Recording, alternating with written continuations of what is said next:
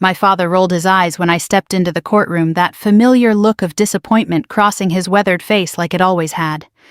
But then the judge lifted his head from the papers, his eyes locking onto me. His expression froze. In a voice barely above a whisper yet carrying through the sudden hush, he said, "Is that her?" The entire courtroom went silent. Lawyers paused mid-sentence. The clerk stopped typing. Even the bailiff shifted uncomfortably. My father's smug expression wavered for the first time in years. They had no idea who I really was or what I had carried with me into that room. They thought I was just another retired officer, a daughter finally confronting her stubborn old man. What they didn't know was that I had lived long enough, fought hard enough, and remembered everything. Every morning on the Harlan family farm in rural Iowa began the same way for decades. I rose before dawn just as my father had taught me the chill of the Midwest air, cutting through the old wooden house my great-grandfather built after World War II. The smell of strong black coffee would fill the kitchen while I checked the fences in my mind, even when I was half a world away in uniform. My late mother, God rest her soul, used to say the land had a way of holding on to people. My father, Colonel James Harlan, retired, believed it held on to duty above all else. He raised me like a soldier, not a daughter. There were no hugs after scraped knees, only push-ups. No tears allowed, only more laps around the barn. "Harlans don't break," he would bark, his voice sharp as the medals pinned to his chest from Vietnam. My life wasn't one of softness. It was rhythm of orders deployments and proving myself in rooms full of men who doubted a woman could lead. I poured 32 years into the United States Army, rising to Colonel Margaret Harlan, commanding units in Iraq and Afghanistan, making decisions that kept soldiers alive, while my own family slowly drifted away. I missed birthdays, anniversaries, and the slow unraveling of my marriage. My 2 children barely knew me beyond the woman in the crisp uniform who called on holidays. All of it, I told myself, was to earn the respect of the man sitting across the courtroom, now the same man who once pinned my first lieutenant bars on my shoulders, with a nod instead of pride. That crisp October morning 2 months ago was supposed to be different. I had driven 8 hours from Washington back to the farm after my retirement ceremony, the weight of my duffel bag, nothing compared to the exhaustion in my bones. The golden fields of Iowa stretched endlessly under the autumn sky, the corn harvested, leaving stubble that crunched beneath my boots. I found my father in the living room, surrounded by stacks of papers. His once powerful frame now slightly stooped, but his eyes still sharp as bayonets. "Margaret," he said flatly, not even rising from William's old oak desk. "You're early. I'm home, Dad. For good this time." I set my cover on the table, the brass eagle catching the light. I wanted to tell him how proud I was of the life I'd built, how I had honored the Harlan name in ways he never imagined. Instead, he slid a folder toward me. "The farm is too much for you now. You've been gone too long. I've made arrangements with a developer. We sell, I move to the veterans' home in Cedar Rapids, and well, you need help, Maggie. The Army broke something in you. Everyone sees it but you." My hands tightened on the edge of the desk. The wood was worn smooth by generations of Harlans. "This land is our legacy, Dad. Mom's buried here. I won't let you erase that." He laughed, a short, bitter sound. "Legacy? You don't even have a family anymore. Your kids barely speak to you. I'm doing what's best."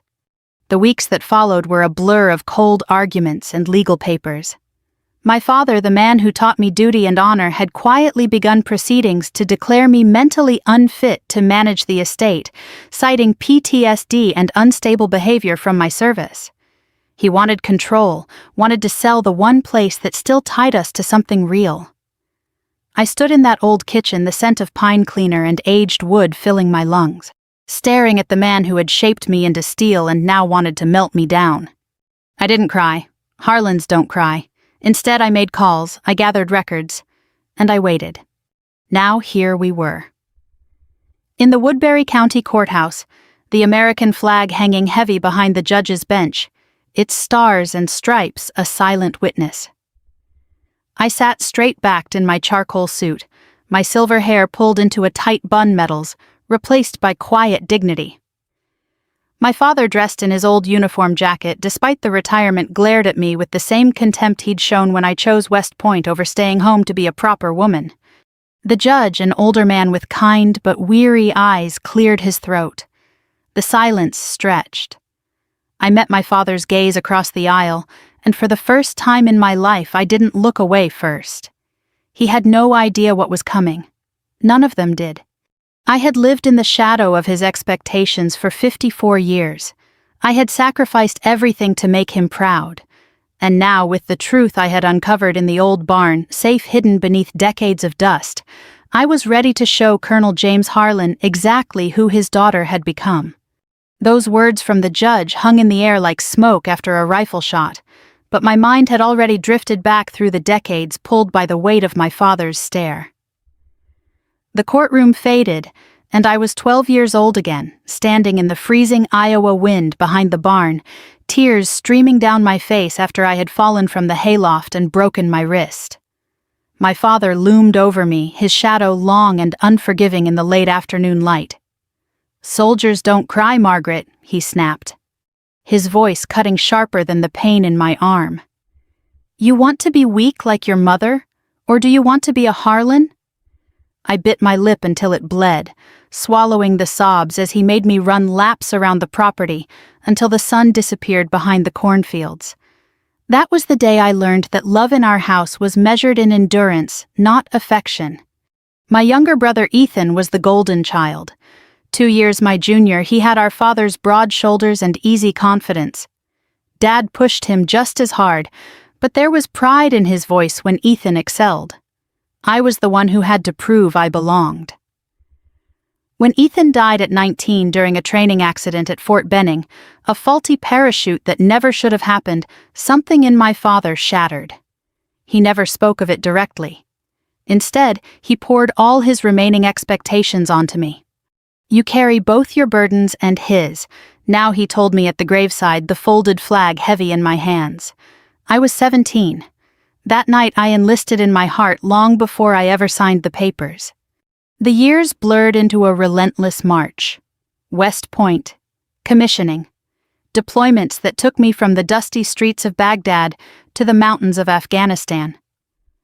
I rose through the ranks, not because it was easy for a woman, but because I refused to give my father any reason to doubt me.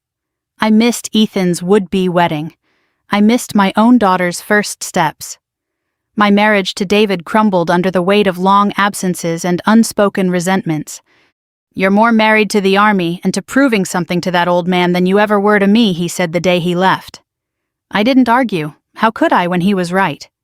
When I finally retired 6 months ago, the farm should have been a refuge. Instead, it felt like stepping back into a battlefield I had never truly left.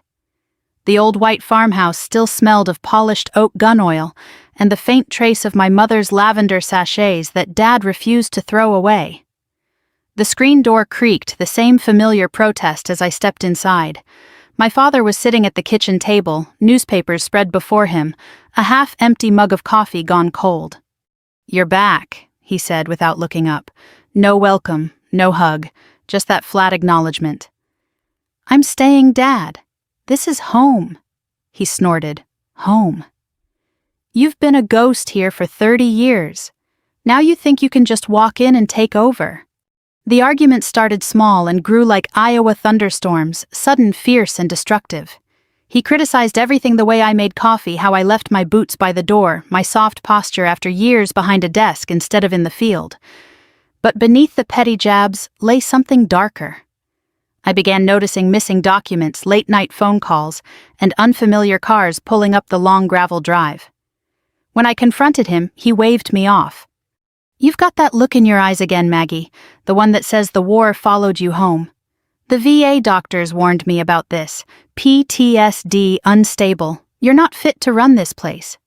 I stared at him, the man who had taught me to compartmentalize pain, now using my service against me. Within weeks, I learned he had hired a lawyer from Des Moines and was quietly petitioning the court to have me declared incompetent. Worse, he had been in talks with a veterans organization he helped found, one he quietly controlled, to transfer the farm's deed upon his death or incapacity. The land my great-grandfather had cleared with his own hands, where my mother planted her rose garden. Where Ethan and I had raced through the tall grass as children. He wanted to sell pieces of it to developers while funneling the rest into his legacy project, all while painting me as the broken daughter who couldn't be trusted. One cold evening after another tense dinner where neither of us spoke, I waited until he went to bed. The barn was dark and musty, filled with the scent of old hay and motor oil. I climbed into the loft where I used to hide as a girl, and found the small metal box bolted beneath a loose floorboard, exactly where my mother had once shown me years before she took her own life on a rainy April night when I was 14. Inside were yellowed letters, bank statements, and a worn leather journal. As I read by the beam of my flashlight, my hands began to tremble. My father had not been merely surviving on his pension. He had built something far larger in secret, and he had spent decades ensuring I would never inherit it. The betrayal burned hotter than any desert sun I had faced overseas. This was not just about land or money. This was about a lifetime of being measured, judged, and ultimately discarded by the one man I had spent my entire life trying to impress. In that moment, kneeling in the dust of my childhood, something shifted inside me. Colonel Margaret Harlan was no longer the obedient daughter. She was done waiting for approval that would never come. I closed the box, wiped the dust from my hands, and walked back to the house under a sky heavy with stars. My father had taught me many things: discipline, resilience, and the cost of weakness. Now I would use every lesson he had drilled into me. I would fight him with the same cold precision he had always demanded. And when the time came, he would finally understand the depth of the silence he had built between us. That night, after my father's heavy footsteps had faded up the creaking stairs, I returned to the barn with a small crowbar and a determination colder than the Iowa wind rattling the tin roof. The old metal box came free with a protesting groan, its surface rough with rust and years of neglect. I carried it to the kitchen table under the single hanging bulb, its warm yellow light casting long shadows across the worn linoleum floor. The scent of aged paper and faint gun oil rose as I lifted the lid. Inside lay the hidden life of Colonel James Harlan, a man far more calculating than the gruff, pension-dependent father he pretended to be. Page after page revealed a meticulously built empire. Bank statements from accounts I had never known existed showed investments in defense contracting firms' land holdings across the Midwest, and even shares in a private security company founded by old Vietnam comrades. The numbers made my military pension look like pocket change.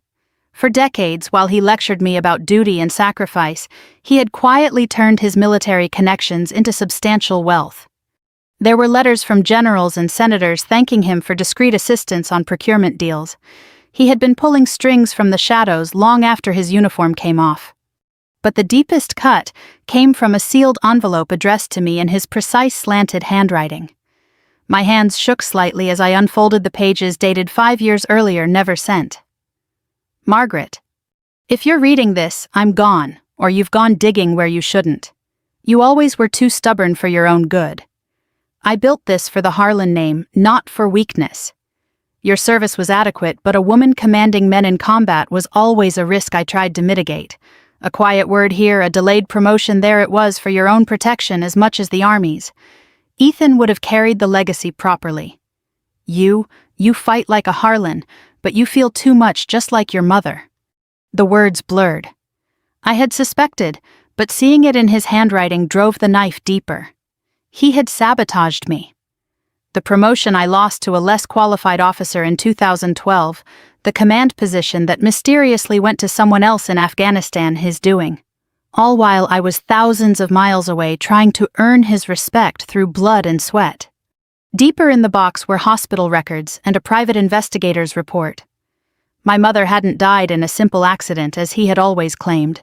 She had taken her own life after years of emotional isolation and verbal cruelty.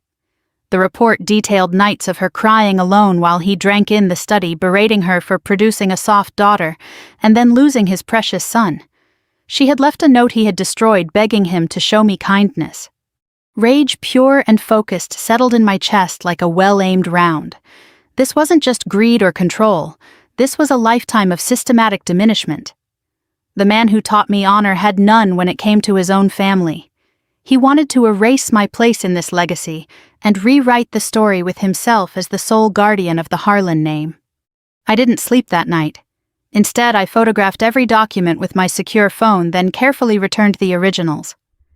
By dawn, as the first light painted the frost-covered fields in soft gold, I was on the phone with Captain Rebecca Torres, my former JAG officer and one of the few people I still trusted completely.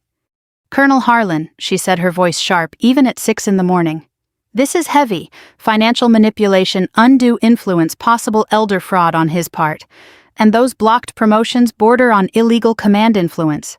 I know some people. We can build a case." Over the following weeks, I moved carefully, like planning a complex operation. I met with a respected estate lawyer in Des Moines, a man who had served in the same theater as my father. I reached out to 2 retired generals who remembered me not as James Harlan's daughter, but as a capable commander in my own right. Slowly, the pieces of my counteroffensive came together. I learned my father had been liquidating smaller assets without disclosure, and had significant gambling debts from discreet trips to casinos in Minnesota, debts he planned to cover by forcing the sale of prime farmland. The veterans organization he championed. It was little more than a shell that would funnel proceeds back into his personal accounts, while he played the role of noble patriot. Every revelation hardened my resolve.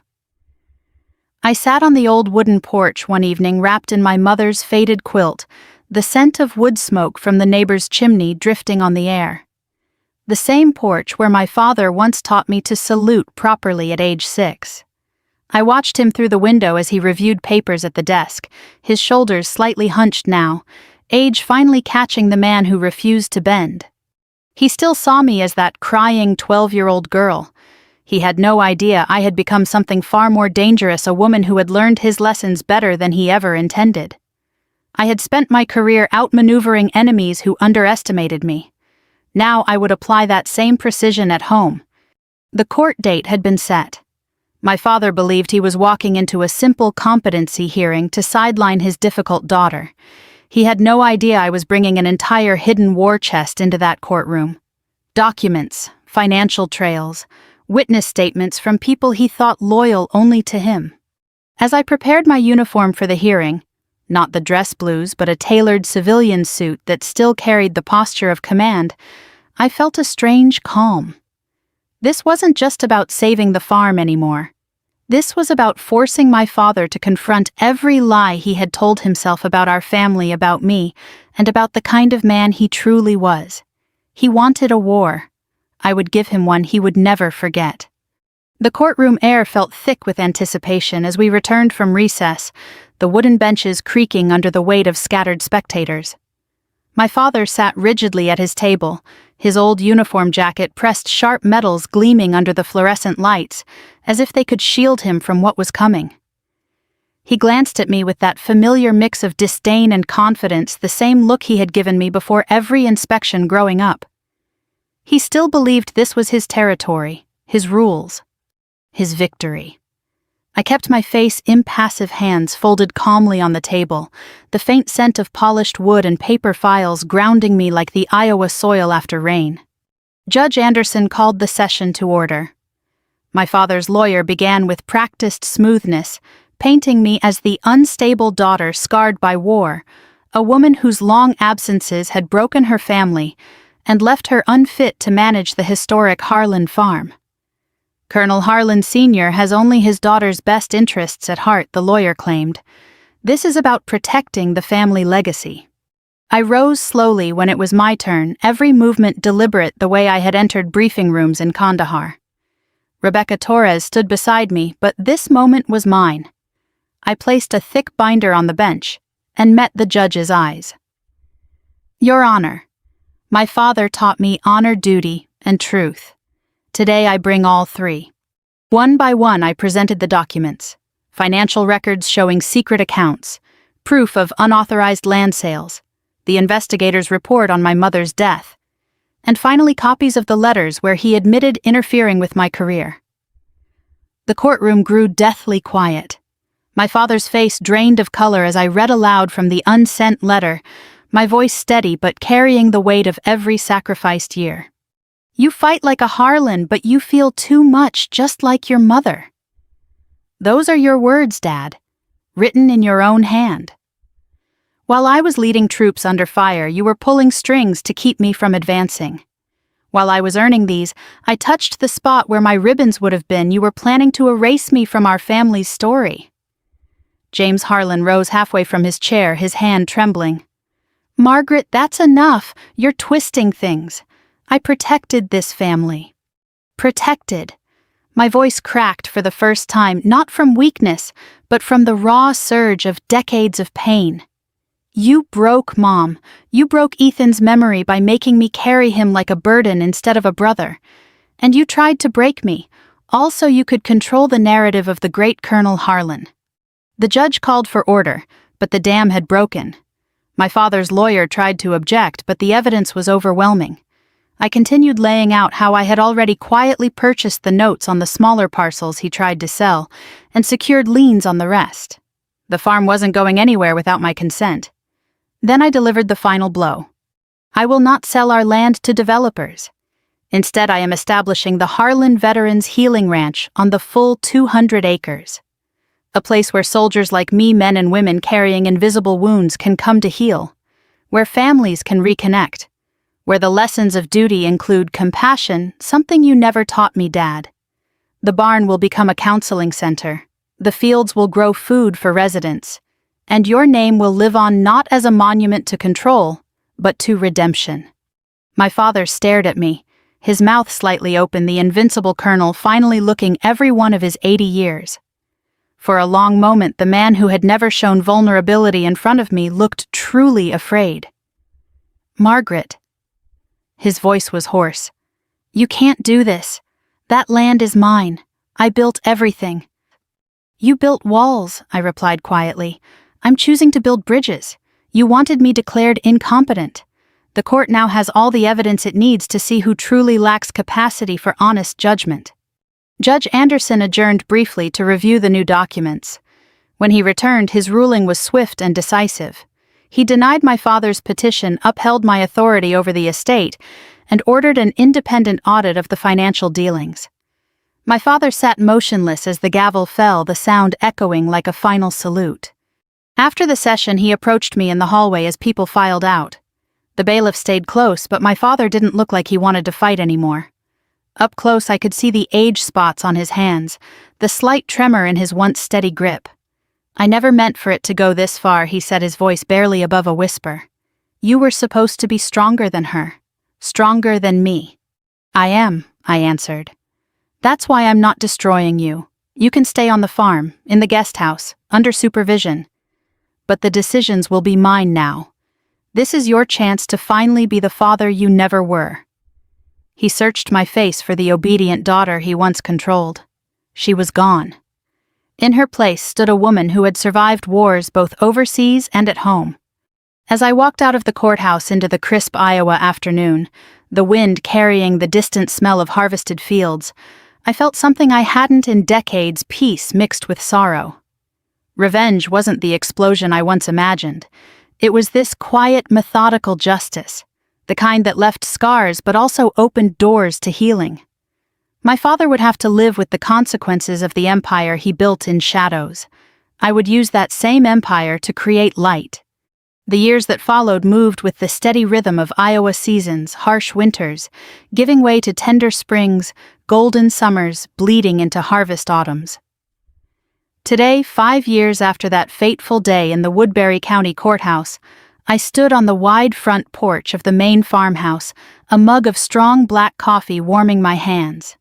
The air carried the sweet scent of fresh-cut hay and the faint metallic tang of the American flag snapping gently in the morning breeze.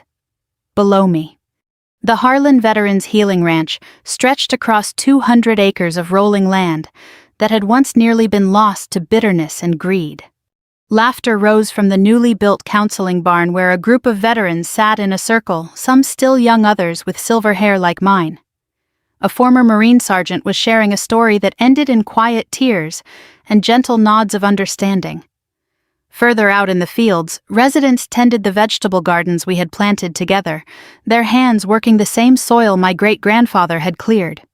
The ranch had become everything my father once claimed to want for the Harlan legacy, only it was built on healing rather than control.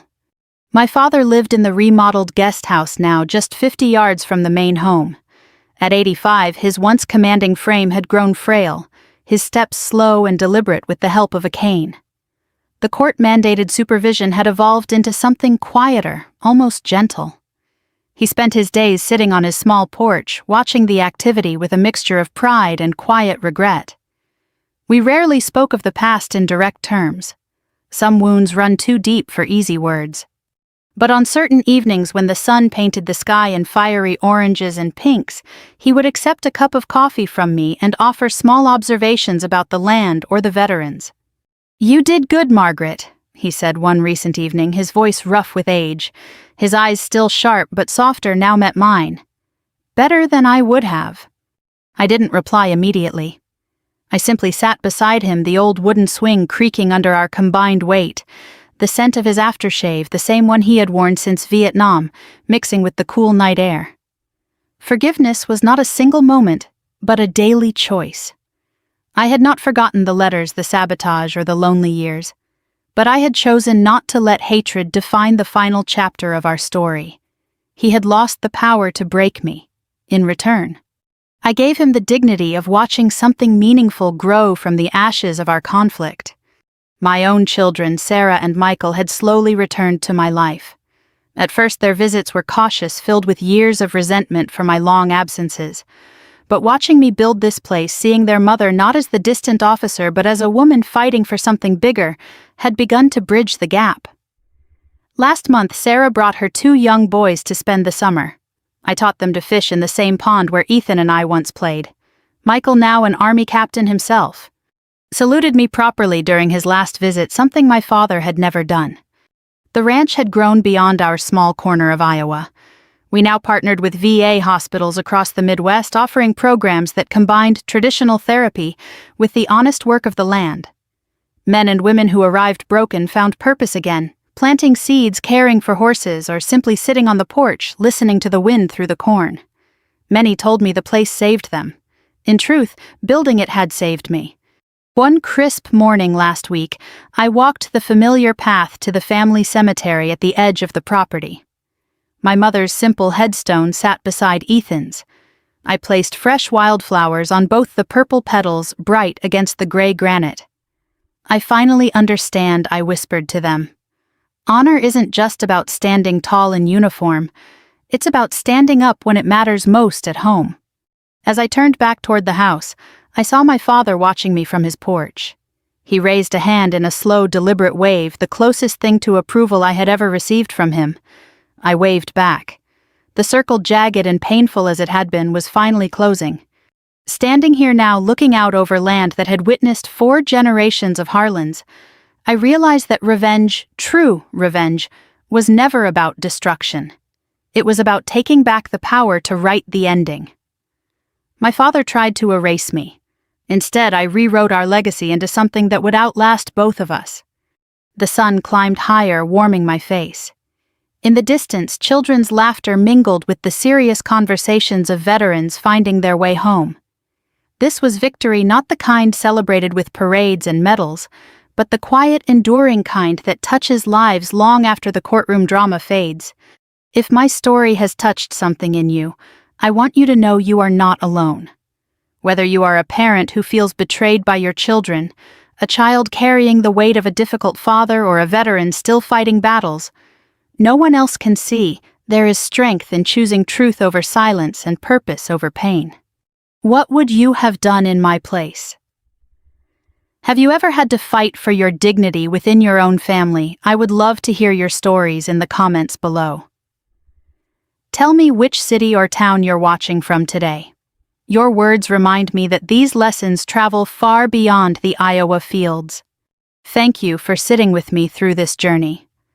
I hope it brought you comfort, strength, or at least the knowledge that even the hardest chapters can lead to beautiful new beginnings. we have many more real-life-inspired stories to share with you, stories of courage, redemption, and quiet victories. If this resonated with you, please subscribe and join our community. Together we can keep reminding the world that it is never too late to stand tall, to heal, and to build something better.